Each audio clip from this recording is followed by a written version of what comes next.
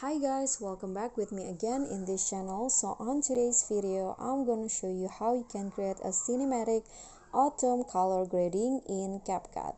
So first, just add your clip and then go straight to filter and then find the retro category and select the 1980 filter.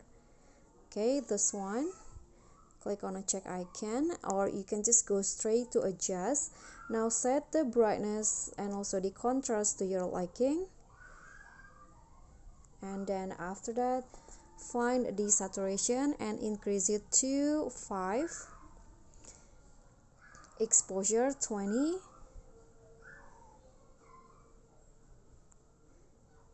and then sharpen 50. Okay, I'm going to adjust the brightness again like this, and after that you are done. So here is the final result.